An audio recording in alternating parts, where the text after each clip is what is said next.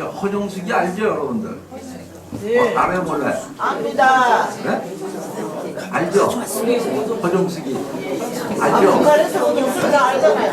허정숙이 몰라요? 알죠?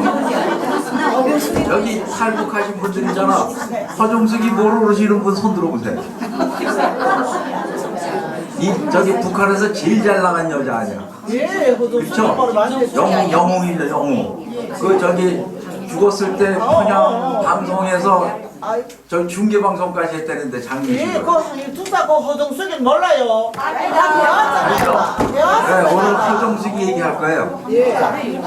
허정숙이에 대해서 이제 우리는 사실대로 얘기하는 거고, 여러분들은 이제 그 부풀리거나 또 이렇게 읍생 얘기로 배웠을지도 모르는데, 왜냐면 북한은 자기네들 목적에 의해서 그 인물을 내세우니까. 자, 허정숙이가 어떤 집에서 태어났다고 배웠어요? 다 잊어버렸습니다. 네? 그런 거 몰라요? 잘 나간 거만 하네? 잘 나간 거만. 네. 자, 허정숙이가 한마디로 얘기하면요, 6.25 때 중공군 끌어들인 사람이에요. 그러니까 엄청난 공이 아니에요. 중공군이 안 들어왔으면 북한 망했지. 김일성 망하고 남쪽에서 통일이 됐죠. 네? 그 중공군을 끌어들인 여자가 이 여자예요. 중공군 그 모택동에 사절단으로 단장으로 가가지고 사절단장 가서 모택동 만나가지고 그 중공군을 끌어들인 겁니다. 그러니까 공이 커요. 그렇죠? 엄청 크죠? 이 여자가 그 중공군의 팔로군 있죠? 팔로군 아시죠? 모택동 팔로군 대저했어요. 그 해방되기 전에. 맞습니다. 그러니까 여러분들 그 공산당 그 파벌이 여러 가지 있잖아요. 예. 연안파 알아요?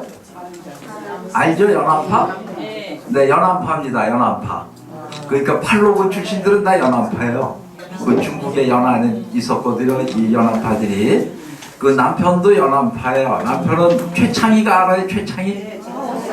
알아요? 남편이 마지막 남편이 많아. 아는데 마지막 남편이 최창희게요. 연안파. 그 부수상 했죠. 네. 부수상. 그 숙청 당했지. 네. 네?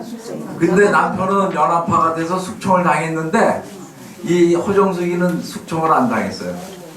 어? 그래서 살아남아가지고 거의 90살까지 살고 90살 89세 죽었으니까 그 북한 최고 재판소 소장도 하고 통일상도 하고 그랬죠. 자, 오늘은 허정숙이가 우리나라에서 이 제목에 있는 제일 먼저 여성 해방론을 주장한 사람이에요. 1920년에. 그러니까 여성 해방론. 근데 그 여성 해방론이 이제 사회주의 공산주의에 입각한 이제 여성 해방론이죠. 그래서 이 좌파 공산주의자들이 주장하는 여성 해방론이 이제 어떤 건지 이제 여러분들이 요번에 나랑 같이 공부하는 겁니다. 1950년 10월 26일 날 6.25 때죠? 10월 26일 날 국군이 어디까지 들어갔었냐면 여기 초산까지 갔어요. 초산. 여기 압록강. 어? 압록강 6사단 7년대 일대대가 압록강 초산까지 진격했습니다. 그래서 거기 압록강 수통에 물을 담는 거야, 병사가. 그때 이 물을 담아가지고 이 물을 이승만 대통령한테 보냈어요. 그래서 그때 통일이 되는 줄 알았지. 그때 누가 들어온 거예요? 그때 중공군이 들어온 거예요. 그때 그게 중공군이 안 들어왔으면 그때 통일이 된 거죠. 그때 6사단 그 7년대 1대대 1중대장 이대용 대위가 지휘하는 이 부대가 압록강에 도달해서 수통에 물 넣어서 이 대통령에 보냈습니다. 이게 이제 그 누구 차냐면 김일성 차예요. 김일성이 6.25 때까지 6.25 그 날 때까지 타고 다니던 차예요. 이게 지금 삼각지 전쟁 박물관에 있어요. 우리나라. 삼각지 있습니다. 누가 나와 있겠냐? 이 사람이 누워 있겠어요. 이 사람이. 6사단 7년대 1대대 1중대에서 이 김일성 차를 뺏었어요.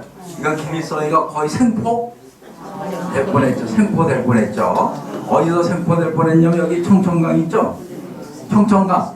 청천강에서 생포될 뻔했어요. 한 북군 그 7사단 아니 6사단 7연대가 한 1km 사이 겨우 두고 이제 쫓아가고 있었는데 잡으려고 김일성은 승용차 타고 막 도망가고 북군은 쫓아가고 그때 사단장이 김종호 장군인데 어떻게 해서든지 그 생포를 하라고 죽이지 말고 생포하라고 그 생포하려고 그러다가 놓친 거예요.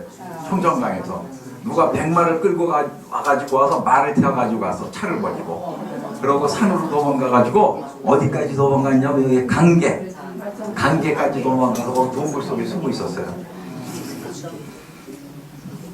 자, 그래서 이제 이 차를 버리고 도망가서 이 차가 이제 우리 국군이 이제 노획을 한 거죠. 지금 삼각지 가면 이거 볼 수 있어요. 전쟁기념관 있죠? 거기에 있습니다. 그러니까 얼마나 다급했는지 알 수가 있죠. 네? 그래서 여기 강계까지 도망간 겁니다. 그때 이제 중공군이 들어왔는데 중공군을 끌어들인 여자가 바로 누구예요? 허정수기가 사절단장으로 가서 중공군이 들어온 겁니다. 그래서 이 통일이 못 되고 지금 휴전선으로 이제 우리가 땅이 갈려 있는 거죠. 자, 허정숙이 하고 이 주세죽, 허정숙, 고명자라는 이 세 여자가 그때 당시 1920년 당시에 가장 인텔리 여자고 가장 많이 배운 여자고 가장 멋진 여자고 가장 개방된 여자였어요. 그래서 이 여자를 주제로 해서 쓴 소설이 지금 한국에 있어. 세 여자라고. 세 여자. 제목이 세 여자야. 이 여자를 주제로 해서 썼어요. 네? 그래서 주제 내용이 뭐냐면 이걸 또 누가 평했어. 북한조선노동당 최고위원회 자리까지 올랐던 허정숙은 누구보다도 자유롭고 낭만적이었다. 자유연애를 부르짖던 젊은 시절부터 북한 정권에 젊은 시절 부르짖던 사람이다. 그 젊은 시절부터 그 부르짖던 사자리인데 그 북한 정권의 실세를 살았는데 나이 들어 죽을 때까지 아주 호방하고 자유롭게 아주 멋있게 살았다 이 얘기예요. 근데 멋있게 살았는데 이래가지고 이게 지금 우리나라 출판한 거야. 한겨레 출판사에서. 그러니까 이거 출판한 출판사하고 이 저자는 뭐야? 좌파 빨갱이죠. 좌파 빨갱이인데 이렇게 멋있게 써놨어. 허정숙이가 이렇게 멋있게 살았다고. 멋있게 살게 아니라 지저분하게 살았어요. 우리 생각에 그러시지만. 자, 이거 어디 갔어요? 이거 왜 안 보여? 이거 주세주기가 누군지 아세요? 박헌영이 마누라. 박헌영이 마누라. 박헌영이 마누라. 근데 여러분들은 나보다 올라해. 이쪽에 굉장히 미인해. 굉장한 미인해. 굉장히 허정숙이는 미인이 아닌데 주세주기는 굉장한 미인이고 그때 이제 음악한 여자야. 음악. 바이올린을 했나 그래. 바이올린을 했나. 네. 피아노를 했는지 바이올린을 못하는데 음악을 전문한 여자. 일본서 음대 나온 여자입니다. 자, 그 허정숙이가 어떤 집에서 태어났냐? 1902년에 태어났는데 서울에서 나왔어요. 서울에서 출생했는데 아버지가 허헌이에요. 허헌 들어봤죠? 허헌의 딸이에요. 허헌이 우리나라 최초의 변호사예요. 우리나라 사람으로 최초의 변호사라고. 변호사 시험 합격 최초로 해가지고 그래서 외정 때 조선변호사회 회장도 했어요.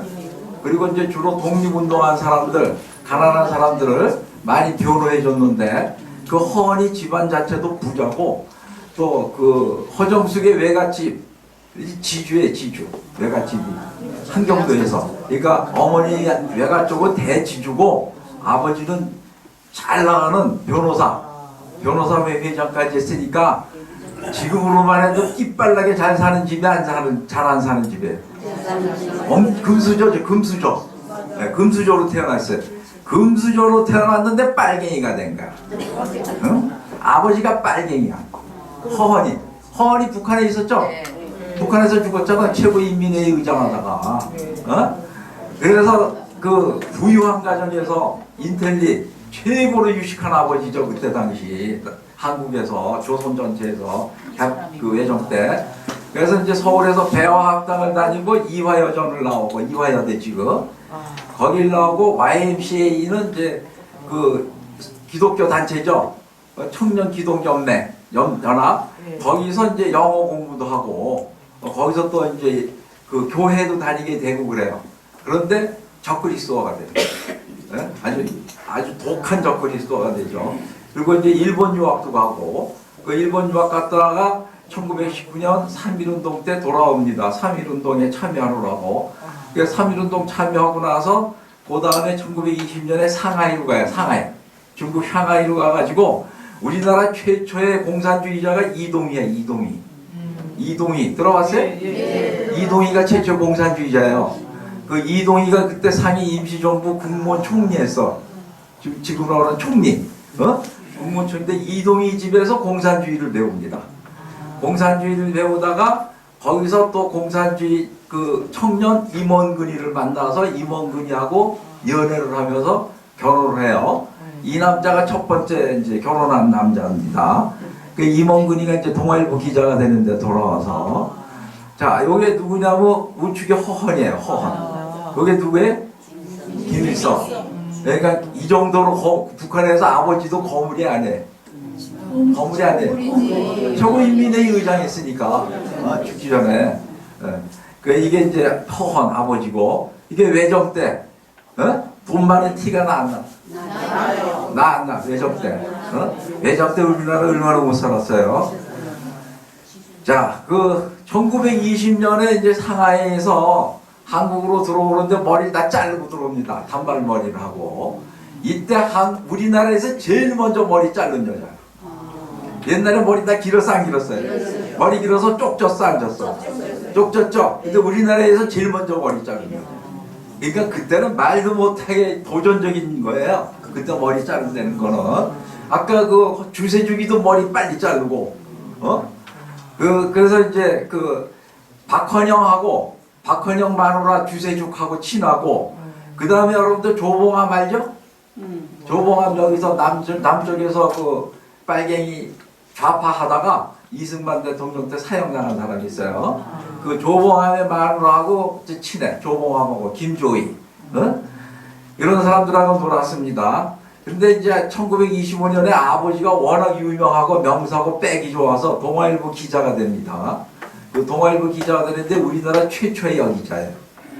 우리나라 제일 최초의 여기자라고.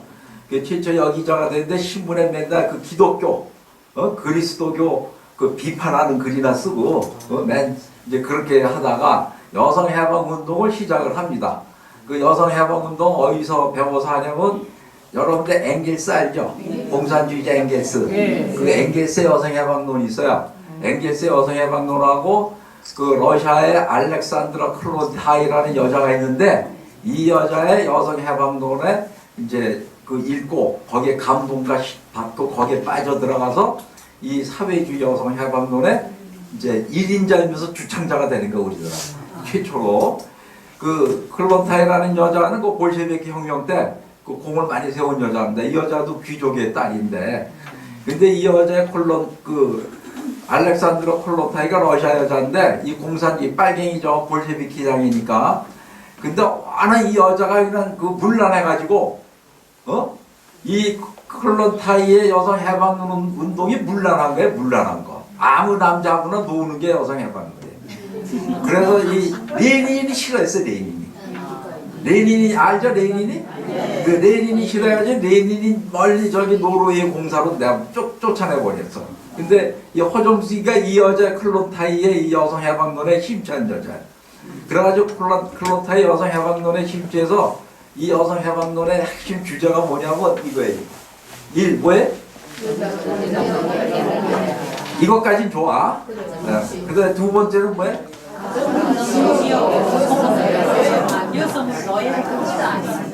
두 번째, 세 번째는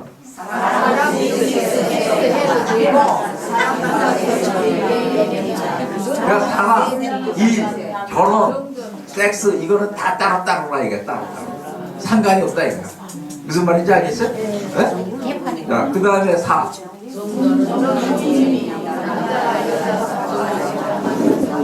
네, 이제 20대 초반 때부터 이제 이 철학을 가지고 인생을 산 거예요. 이걸 이제 여성 해방론이에요. 이게 바로 사회주의 여성 해방론이에요. 이게 네? 알겠습니까? 이게 사회주의 여성 해방론의 원조예요. 네. 그러니까 적그리스도의 아니에요. 적그리스도의 아니에요. 완전히 적그리스도죠. 가정은 어떻게? 지옥이니까 파괴해야 되죠. 네? 그리고 그냥 정조도 없이 그냥 뭐 남편이 있든 없든 그냥 성적 욕구가 발동되면 아무 남자하고 그냥 놀아나고 이게 이 사회주의 여성 해방론입니다. 좌파 해방론이에요. 이게 좌파 해방론. 자, 여기에 누구냐면 박헌영이에요. 박헌영 젊었을 때. 여기에 박헌영이 마누라 주세죽이에요. 첫 번째 마누라. 나중에 그 산 여자는 북한에 있을 때 산 여자는 그 다 나중에 결혼한 여자. 그 윤씨 여자라고. 여기 고사에서 난 애입니다. 애. 그리고 여기 이제 그 조봉환과 김조이고요. 가운데가 누구냐면 허정숙이에요. 이 사람들하고 교주를 한 거죠. 자, 이 소련의 그 러시아 여성 해방 운동가 알렉산드라 콜론타이가 이제 허정숙에게 엄청난 그 여성 해방론에 영향을 줘서 허정숙이가 그 여성 해방론 철학을 가지고 이제 인생을 사는 겁니다. 자, 어떻게 인생을 살았나 이제 봅시다. 자, 1925년 아까 상하이에서 임원근이라는 사람 만났다고 그러죠? 네? 임원근. 그 임원근이가 첫 번째 남편인데 동아일보 기자를 했어요. 임원근은 이 조선도 공산당 창당 멤버입니다. 1925년에 조선공산당이 생기는데 처음으로 그게 창당 멤버예요. 근데 이 인텔리저 이 사람도 공부 많이 한 사람. 이 임원근이가 잡혀가요. 사상범으로 외정 때. 잡혀가는데 남편을 면회를 가. 면회 가고 낮에는 남편 면회 가고 밤에는 다른 남자하고 섹스해. 허정숙이. 무슨 말인지 알겠어요? 네? 그래서 그 다른 남자 한둘도 아니고 그냥 여러 남자하고 섹스하고 즐기면서 놀아요. 그러면서 송봉우라는 문화평론가를 또 만나가지고 그 사람하고 또 남편은 감옥서 있어요. 그 사람하고 이제 동거하고 남편하고 이제 즐겨. 그래서 아까 얘기한 뭐야? 결혼과 사랑과 섹스와 이거는 뭐야? 다른 별개 개념이에요. 그러니까 자유로워 안 자유로워? 아니 자유로워야 안 자유로워? 자유로워요. 이게 여성 해방론이에요. 이게. 그래서 이게 소문이 이게 요새도 이렇게 놀면 소문이 나야 안 나요? 그때 기자예요. 기자. 여자 기자. 이게 유명해 안 유명해? 여자 기자 하나야. 유명해 안 유명해요? 그러니까 소문이 나니까 아버지가 창피하잖아. 자꾸 아버지한테 와서 사람들이 얘기하는 거야. 당신 딸이 지금 개팔 음란하고 돌아다닌다. 그래서 아버지가 미국을 데려가요. 그때 당시에 1925년, 26년에 미국 데려간다니까 보통 돈 많아요. 미국으로 데려가가지고 아버지가 이제 그 한국에서 제일 잘 나가는 변호사고 변호사 회장하고 조선 최초의 변호사니까 유명이사 아버지도 독립운동가도 변호를 좀 했어요. 많이. 그래서 미국 가서 이승만 대통령도 만나고 안창호 선생도 만나서 딸을 소개시켜 줍니다. 잘 봐달라고. 그러고 너는 좀 미국서 살아라. 한국에 오지 말고 조선에 오지 말고 미국서 살아라. 그래서 그 미국사 2년 있습니다. 6에 2년인데 미국서 2년 있으면서 미국을 어떻게 봤냐면 미국은 물질 만능의 비인간 사회. 사람을 물질의 노예로 만드는 사회다. 그래서 완전 뭐가 되면 반미주의자가 돼요. 반미주의자가 되고 반자본주의자, 더 반미주의자, 더 반자본주의, 더 적그리스도가 돼가지고 한국으로 다시 조선으로 돌아옵니다. 그러니까 어떤 사람은 미국 가서 예수 믿는 사람들이 대개 미국 가면 예수 믿는 사람들이 많죠. 여기서 한국에서 안 믿다가. 근데 이 여자는 뭐예요? 가서 더 적그리스도가 되고 더 반자본주의가 되고 더 반미주의자가 돼서 왔어요. 이게 첫 번째 남편 임원근입니다. 이게 우리나라의 이제 공산당 빨갱이들이 1925년에 조선공산당 창당을 하는데 이때 김일성은 몇 살이에요? 1925년에 13살. 13살. 이때 김일성은 어디 있었어요? 만주 있었죠? 길림에. 그러니까 공산당이 오리지널이 아니야. 우리나라 오리진 공산당 원줄기에 아니에요. 원줄기는 이 사람들이 그 한국의 공산당 원줄기에 빨갱이들 원줄기예요. 어? 김일성은 그때 공산당은 그 13살 정도 때는 만주에 가 있었는데 그 한 16살 때 그 만주에 육문중학이라고 다녀요. 육문중학을 다니면서 거기 중국 애들하고 그 공산주의 서클을 해요. 그 공산주의 학생들하고 그 중국 애들하고 중국 학생들하고 하다가 그때 장장님 부대에 잡혀가요. 그 중국 군번. 근데 그 중국 군번은 우파야. 그래가지고 좌파들을 다 죽인다고. 그 죽게 생겼는데 그 감리교 손정도 목사님이 그 장장님 부대 장교수를 알아가지고 고급 장교를 알아서 가서 빼옵니다. 빼와. 그렇지 않으면 거기서 죽었어요. 그래서 김일성이 자서전에 손정도 목사님이 나를 구해준 생명의 은인이다. 그 손정도 목사님의 둘째 아들이 손원태 알죠? 알죠? 손원태 미국에 살았어요. 미국에 손원태 의사. 그 80이 넘어서 김일성 초청받아가지고 평양 가기 시작했어. 어려서 같이 자랐지. 같이. 그 손정도 목사 집에서 김일성이가 보호를 받았으니까. 내가 손원태 선생하고는 미국에서 골프도 같이 친 적이 있고 그래. 이 미국에서 죽었거든요. 손원태 씨가 미국에서 죽었는데 네브라스카주 오마시에서 죽었는데 그 의사니까 그 미국에서도 잘 살았어요. 근데 이제 김일성 초청받아서 북한 왔다 갔다 하면서 이제 이 사람이 사상이 이상해져서 그 형이 손원희 제독인데 근데 이 손원태 씨가 죽었을 때 미국인데 거기 아주 그 미국의 촌이거든요. 촌인데 손원태 씨가 죽었을 때 북한 유엔 대사 거물이 아니에요. 장관급이야. 장관급. 유엔 대사가 외교관들 데리고 김일성 빠치 달고 와가지고 여기는 이 손원태 선생의 장례는 공화국 신부를 치고 갔어. 그래가지고 인공기 반에 덮고 거기다가 그 집에다 인공기 올려놓고 그러고 장례식 치르고 북한으로 시체 가져왔어요. 저기 비행기로. 그래서 지금 애국열사등에 있지. 그러니까 그때 김일성은 나이도 어리고 공산당 할 때가 아니에요.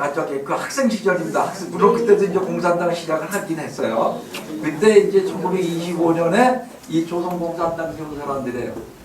요 파란 거 요거 한 사람이 김약수인데 요 김약수를 왜 했냐면 김약수가 대한민국 국회 부의장까지 했어요. 재헌국회 부의장. 빨갱인데. 그래서 이제 이게 잡혀가지고 간첩질에다 잡혀서 이승만 대통령 때 그 6.25 전이죠. 그 사형 언도받고 사형을 당했죠. 오늘 여기 박헌영이야. 창당 멤버이 아니에요. 창당 멤버. 여기 아까 송봉호하고 또 연애했다고 그러죠. 허정수이가. 그리고 그 송봉호가 또 창당 멤버고 여기 조봉환이 한국에서 그 대통령 후보까지 나왔던 사람들이죠. 요 김약수 조봉암이를 이승만 대통령이 사형시켰다고 이 좌파들이 맨날 이승만 대통령 비난해. 네? 자, 허정숙이가 이제 말썽이 많이 나니까 이 남자 저 남자하고 돌아다니고 그러니까 그때 유명한 여잔데 신문 기자고 잘 나가는 최고 인텔 여잔데 얘가 소문이 막 나잖아요. 이게 자기가 그 기자들을 말고 공개 석상 자리를 마련했어요. 그래서 자기 인생 철학을 얘기하는데 여기서 공개 석상에서 이 얘기를 한 거예요. 뭐라고 그랬어요? 남편이 감옥소에 있는데 성적 요구가 생겨 다른 남자 섹스하는데 왜 문제가 되느냐? 공개 석상에서 성적 요구가 발생하면 남편 이외 남자들과 섹스를 즐겨도 전혀 문제되지 않는다. 이게 언제? 1920년대야.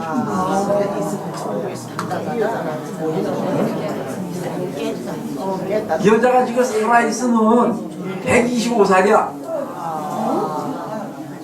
1902년생이니까 살아있으면 124살이야. 124살. 124살이면 지금 할머니 아니야. 꼬부랑 할머니 아니야. 그런 시대 여자가 1920년대 뭐예요? 공개석상에서 이런 거예요. 그러니까 대담해 안 대담해? 대단합니다. 어? 대단하다 못해. 누구도 상상 못. 정신 아니 대단하다 못해. 아니 그런데 저기 북한서 최고 자본도 보장하고 있단 말이야. 문화선전상하고 노동당 중앙위원하고 북한에서 제일 잘 나간 여자예요. 아니에요. 틀려 아니에요. 아, 맞아요. 맞아요. 북한에서는 이래야 잘 나가는 거예요. 아유, 아닙니다. 그거는 아닌 것 같습니다. 이런 거는 아무 상관이 없어. 이거보다 더 해도 돼. 뭐만 잘하면 돼? 김일성 가족에게 충성만 하면 돼. 맞지? 그러니까 무슨 짓을 해도 김일성 가족에게 뭐야? 절대 충성만 하면 다 되는 거야, 다 되는 거. 그게 북한이라고.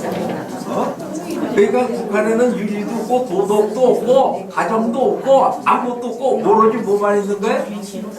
김일성 숭배만 있는 거야. 김일성 가족 숭배. 그걸 지금 얘기하는 거예요. 그러니까 김일성이가 뭐야? 왕 중에 왕이고 예수님 하나님 위에 있는 거지. 예, 맞습니다. 거기만 충성하면 아무리 이런 짓을 하고 그래도 뭐야? 예. 죄가 되지? 안 된다. 아니 김일성이가 이거 몰라? 아니 이거 다 알지? 그게 좌파라는 거는 뭐예요? 완전 정상. 자, 이거 세 여자가 그때 1920년대 그 여성 해방론을 가지고 있던 인텔리 여자들입니다. 예? 자, 요게 이제 주세주기 아까 얘기한 박헌영이 마누라, 여기 허정숙이고 이거 고명자인데 이 아버지가 그때 당시 판사예요. 외정 때 고명자. 아 그때 당시 판사면 잘 금수저야 아니야 이것도. 자, 여기 이게 1929년에 모스크바 공산대학에서 찍은 사진들입니다. 요게 누구냐면요. 요게 김다나야, 김다나. 김다나가 누구냐면 박헌영이 친구야. 요게 박헌영이야. 여기가 김다나고 여기 누구예요? 박헌영이야. 주세주기가 박헌영이 애를 낳고 난 다음에 김다나한테 가서 살아. 그 친구야 친구. 그때 벌써 저 얘기하는 박헌영이 애 낳고 박헌영이 친구한테 가서 산다고. 그게 빨갱이지. 그리고 여기가 누군지 아세요? 요게? 여러분도 호지명이 알아? 호지민? 집이 여기 호지민이야 호지민. 아, 저거 베트남 영웅. 베트남 영웅 호지민이야. 아, 그러니까 이게 이제 저 소련에서 공산주의 교육을 받는 거야 이게. 여기 전에 모스크바 공산청년대학. 그러니까 이 박헌영이 이미 이때 호지명을 알아 몰라? 알죠? 김일성을 호지명을 이때 몰라. 모르죠. 만주에 있었으니까. 근데 김일성이가 다 잡아. 공산당 적극적인 활동을 한 거는 박헌영이 이 조봉암 뭐 이런 사람들이 했는데 나중에 북한을 누가 잡아? 김일성이가 왜? 소련군이 밀어줘서. 소련군이 밀어줘서 잡는데 소련군에서 키웠잖아. 자, 그래 이제 그 한국에 와서 그렇게 문란하게 노는데 그 잡혀 들어갑니다. 1930년에 광주 학생 그 광주 학생 만세 운동이 있었어요. 거기 참여해 가지고 이제 잡혀 들어가는데 이제 애를 뱄어 허정숙이가. 그래서 이제 가석방이 됩니다. 가석방이 됐는데 송봉우하고도 놀아놨어요.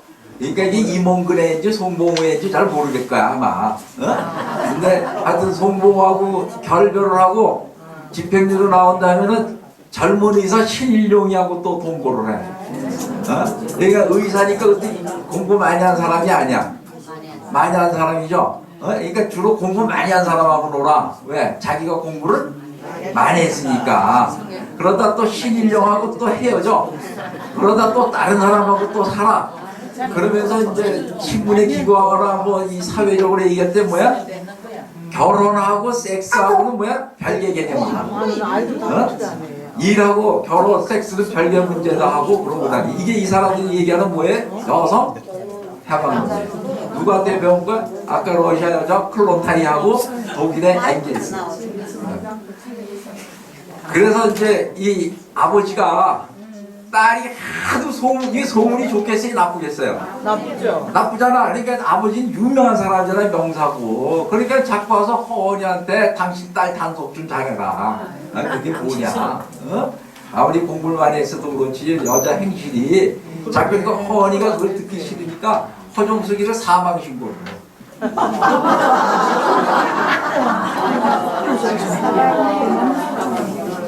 아니 서정숙이는 없다 이거지 이제 죽고 없다. 어? 사망신고를 하고 1936년에 허정숙이가 34살 때 허정숙이를 아버지가 허언이 중국으로 데려갑니다.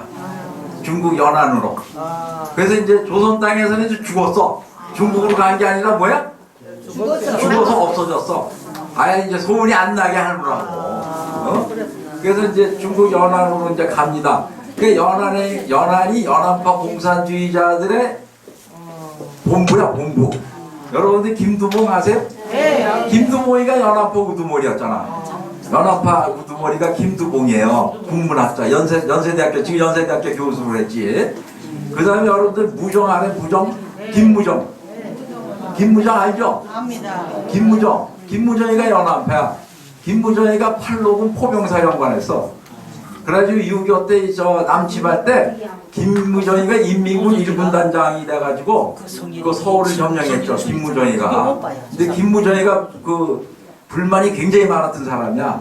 자기 팔로군 포병사령관을 했거든. 모택동 무대.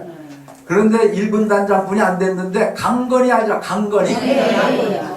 김무정이는 그때 나이가 50이 다 됐을 때고 강건이는 31살인데 인민군 총참모장을 시켰다고.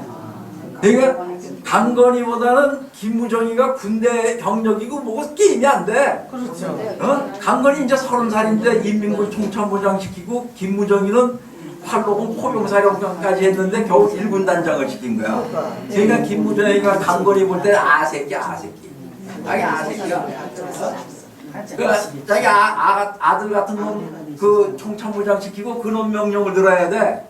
자기는 경력이 대단하잖아. 팔로군 포병사령관 했으니까. 그래서 김무정이가 불만이 많았죠. 근데 그래서 김무정이 다 숙청당하죠 나중에. 그 강건이 마누라가 김종숙이 빤스 브라자 빨아주면서. 그래서 그 나이 어린데 최용건이도 강건이를 무시 못했어. 최용건이 알죠? 최연이 알죠? 최연이보다 높았어 강건이가. 최연이는 그때 나이가 50 넘었을 때야. 그때 사단장군을 못했는데 유경수도 전차사단장 있잖아. 전일 탱크여단장이 전차사단장하고 그 위에 있었다고. 그러니까 여러분들 88여단 아세요? 하바로포스페에 있는 소련군 88여단. 88여단에서 소련군들이 그 김일성 부대를 훈련시키거든. 거기 있던 사람들이 나중에 다 자리 잡고 나머지 다 숙청하는 거야. 그 88여단에 있을 때 그 가족도 같이 있었거든. 88여단에 김일성, 최용건이 뭐 김책이 알죠? 김책이도 거기 있었고. 그때 강건이가 나이가 어리니까 강건이가 그때 20살 정도뿐이 안 됐으니까 강건이 마누라도 나이가 어리니까 이제 김정숙이 모든 수발을 다 해준 거지. 김정숙이 빤스 빨아주고 양말 빨아주고 뭐 시구로 내주고 김정일이가 때야 약간 선호사 김정일이 맨날 봐주고 그래서 그 공으로 강건이를 총참모장 시킵니다. 근데 강건이가 운이 없어가지고 그 6.25 때 그 찝차 타고 가다가 찝차가 굴러가지고 죽어. 어쨌든 그 연안파들이 이제 들어오는데 그 연안파가 들어오는 게 그 해방되고 나서 연안파가 중국에 있다 들어옵니다. 연안파가 들어오는데 연안파가 그냥 들어오는 게 아니라 조선의용군이라고 데리고 들어와요. 조선의용군. 들어봤죠? 그 조선의용군이 연안파들이 데리고 있던 군대야. 그 항일 투쟁하는 그 이제 팔로군의 도움도 받고 처음에 팔로군의 배속도 돼 있었죠. 그 조선의용군들이 주축이 돼서 북한 괴뢰군이 형성이 되고 그게 남쪽으로 쳐내려오는 거예요. 그러니까 그 북한군 장교들은 대개 누구 출신이냐면 조선의용군 출신들이에요. 그 김무정이 부하들. 알겠습니까? 네? 그런데 그 그 조선의용군을 그 만드는데 주도적 역할을 한 게 김원봉이야. 김원봉. 들어봤어요? 네. 김원봉. 그 북한서 사회상하고 그러죠. 김원봉이가 그 조선의용군의 주축이에요. 그 만든 리더예요, 리더. 근데 문재인 대통령이 김원봉이를 존경해. 문재인 대통령. 그래서 대통령 시절에 그 현충사 있죠? 현충일날. 현충일날 동작동 현충일날 동작동 거기 가가지고 김원봉이하고 칭찬했다고 거기서. 김원봉이 칭찬하고 나는 김원봉이하고 소주 한잔 했으면 좋겠다고 얘기해요. 그러니까 김원봉이는 누구예요? 조선의용군을 만든 사람이니까 김원봉이가 만든 부대가 북한군이 돼서 남쪽으로 쳐내려와가지고 여기 북군들을 죽인 거라고. 그러니까 현충원에 있는 장교 거기 그 전사자들은 대부분 유교 때 죽은 사람들이 전사한 사람들이라고. 김원봉이 부하들한테. 근데 거기 가가지고 김원봉이 칭찬을 하니까 예비역 장군들이 가만히 있어 안 가만히 있어? 가만히 있어 안 가만히 있어? 대통령이 돌아왔냐 이거야. 거기서 김원봉이 칭찬을 하더니 그래가지고 그때는 훅 들어갔어. 그러니까 문재인 씨의 이 생각이나 사상이 의심스러워요? 아니면 의심스러워요? 의심스럽죠? 그러니까 이런 거 공부를 시켜야 되는데 우리나라 이 공부를 안 시켜. 학교에서 학교 교육감들이 좌파가 많으니까 교회에서도 안 시켜. 교회에서도. 교회도 다 지금 위원회 가고 있어. 그래서 이제 여기서 연합파가 됩니다. 연합파. 연합에 갔으니까 연합파 공산주의자가 돼야 안 돼. 되죠? 그래서 이제 거기서 김두봉이도 만나고 거기서 최창익이를 만나는 겁니다. 최창익이. 자, 연합파가 됩니다. 그래서 거기서 연안에서 중국 연안에서 조선여성동맹을 결성하고 거기 이제 우두머리가 돼요. 네? 그리고 팔로군으로 이제 들어갑니다. 그래서 모택동 팔로군 124단 교육참모가 돼요. 그래서 대장을 갑니다. 대장. 이때 34살 때예요. 이때 34살 때 군대 경력도 하나도 없는데 팔로군 대장 시키는 거야. 모택동 부대에서. 그래서 여기서 이제 김두봉, 무정, 최창익 등을 이제 만나서 조선의용군 조금 전에 얘기했죠. 그 창설 멤버가 됩니다. 조선의용군 창설 멤버. 그 해방이 돼서 서울로 왔다가 미 군정에서 감시하니까 북한으로 다시 이제 도망갔죠. 그래서 북한에 도망가가지고 1948년 북한 조선민주주의인민공화국 정부 수립에 참여를 해서 문화선전상 초대 문화선전상 보건상 조선노동당 중앙위원을 하고 그리고 1949년 2월에 소련을 방문합니다. 스탈린한테. 왜 방문하냐? 그때 여러 명이가 김일성 누가요? 남쪽으로 쳐내려갈 테니까 무기 달라고. 무슨 말인지 알겠어요? 남쪽으로 쳐내려갈 테니까 도움 달라고 1949년에 소련을 김일성, 그때는 김두봉이도 가고 박헌영이도 가고 아주 대거 갑니다. 그 여기 사진에 이게. 아이고. 이게 그때 북한 방문했을 때 김일성 보이죠? 네. 보여? 귀가 누구예요? 홍명희 알아요? 홍명희 알죠? 구수상했던 홍명희. 홍명희 딸이 절세미이냐? 자, 이게 홍명희하고 김일성하고 뱃놀이 하는 거야. 날짜는 있지. 1958년 5월 1일. 이 사진을 누가 찍었어? 김정일이가. 김정일이 알죠? 김정일이가 16살 때 사진을 찍은 거야. 여러분들 북한에서 김일성하고 단둘이 뱃놀이 할 수 있는 사람이 누구겠어? 있어 없어? 경원도 없어. 경원도 없죠. 그리고 김정일이 아들이 사진 찍고. 그러니까 김일성이가 홍명희를 어느 정도로 대했는지 알 수 있어요 없어요? 알 수 있죠. 홍명희가 남쪽 사람이야. 남쪽 사람이라고. 그런 임꺽정 소설 쓴 사람.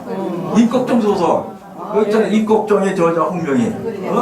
임꺽정 소설 써서 이 남쪽에서도 유명한 소설가예요. 천재 소설가를 치고. 고향이 충북 괴산이야. 그러니까 남쪽 노동당, 남노당 쪽이라고.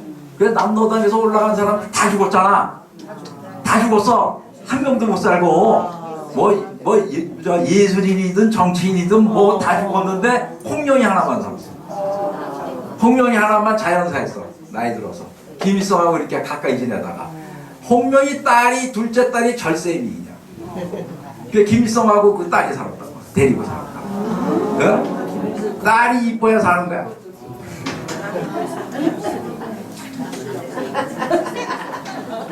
그 얘기가 중요한 게 아니라 그 얘기가 중요한 게 아니라 흉보 괴산에 가면 홍명이 고향에 가면 홍명이 비가 있어. 비가 홍명이를 추대하는 홍명이 뭐야? 벽쪽 홍명이 문학. 그래가지고 홍명이 이게 괴산에 지금 있어요. 그대로. 이거 지금 왜 이 얘기를 하느냐? 우리가 지금 좌파가 이렇게 마음 놓고 설치고 다닌다는 거야. 이 비를 만들어 놓고 이런 사람들이 좌파겠어, 우파겠어? 좌파 사회주의죠, 빨갱이들이죠. 이게 설치고 다닌다 이거야, 이렇게.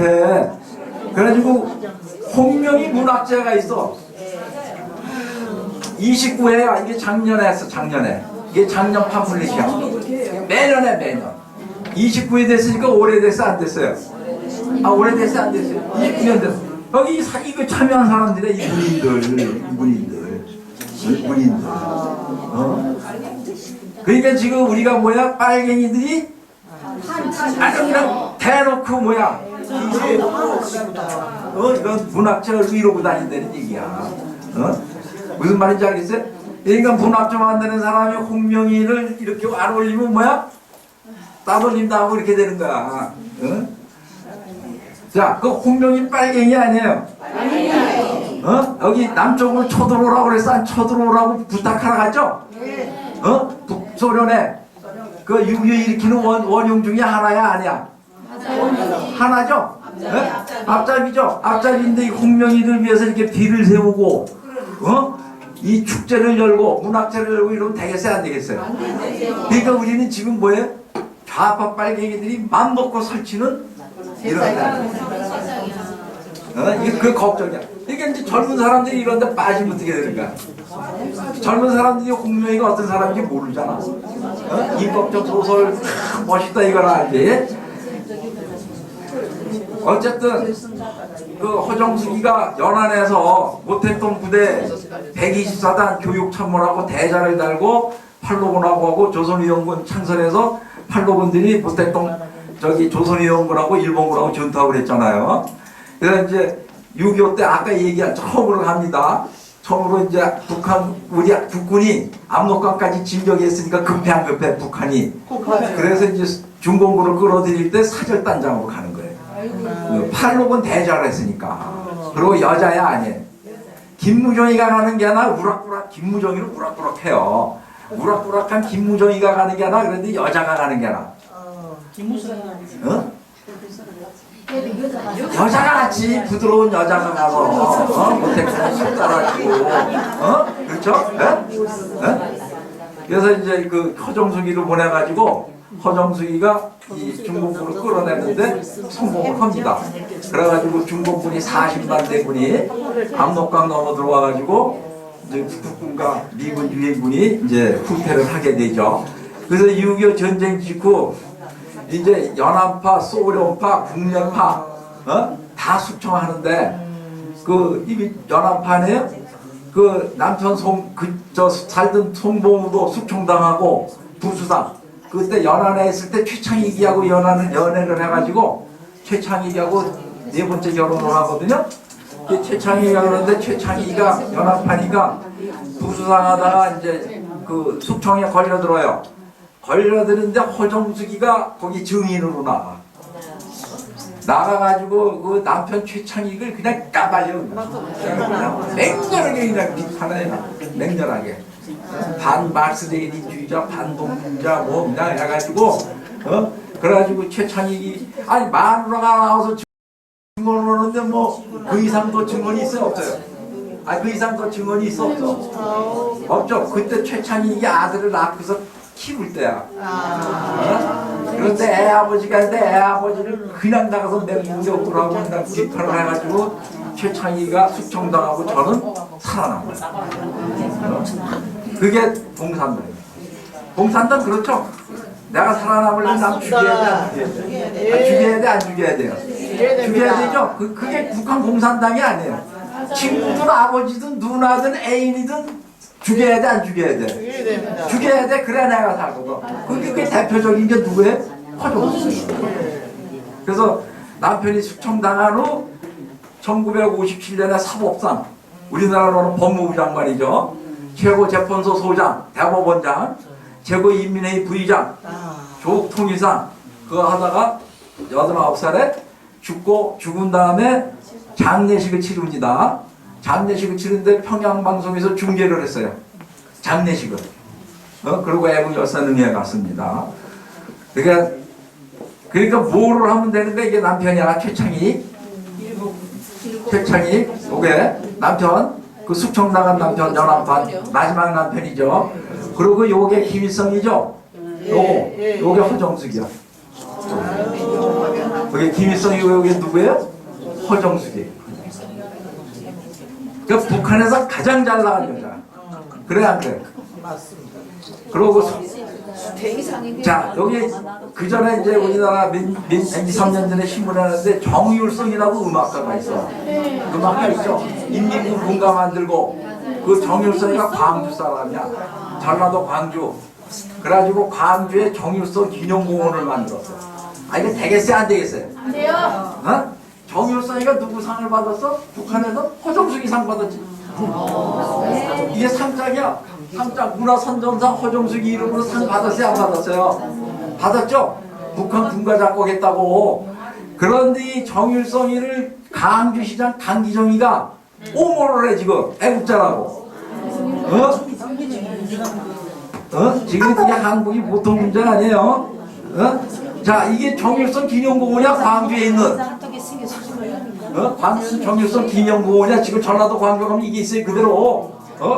이 정율성에게 인민군 군가, 그 모택동 군가, 중공군 군가 만들어주고 그런 사람이에요. 자 정율성이 동요 경연대회가 있어. 정율성이 산 동요 경연대회를 지금도 해봐. 왜 애들이 여기 나가서 누구 노래를 불러? 정율성이 작곡한 노래 부를 거 아니야? 에? 그렇죠? 아 그래 안 그래요? 아 이 심각해 안 심각해?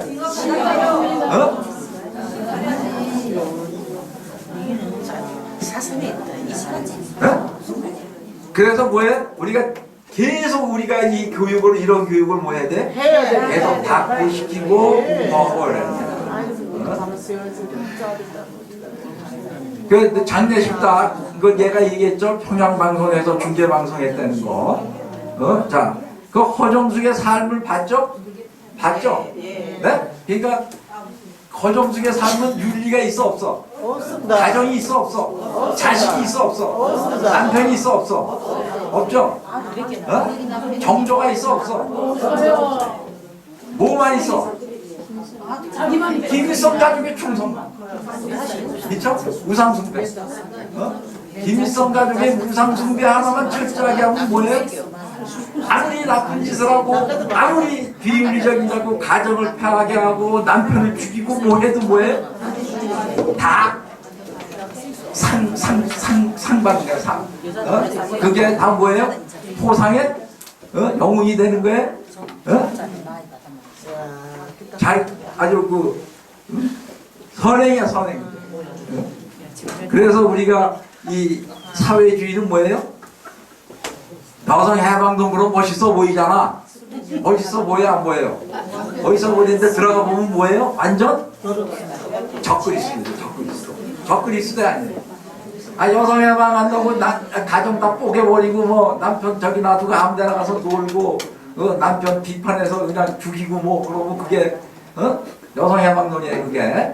그래서 우리가 좌파는 절대로 예수님과 동행할 수 있어요? 없어요. 아, 이게 예수님하고 동행이 돼, 안 돼? 안 되죠? 그런데 일부 목사들이 예수 믿는데 좌파, 우파가 따로 어디 있냐고 그렇게 설교하는 분들이 있다. 있어요, 없어요? 있죠? 그럼 말이 돼, 안 돼, 지금? 말이 돼, 안 돼요? 안 되지. 그런 교회는 다니지? 말합니다. 아니, 말이 안 되잖아, 말이. 예? 아니 이게 좌파가 이런데 이게 예수 믿는데 좌파 우파가 어디 있냐 이게 말이 되냐고. 예수 믿으면 반드시 뭐야 좌파가 되면 안 되는 게 그게 예수님 뜻이지. 그렇죠? 네. 그래서 이것으로서 마치겠습니다. 그리고 이따가 보겠습니다.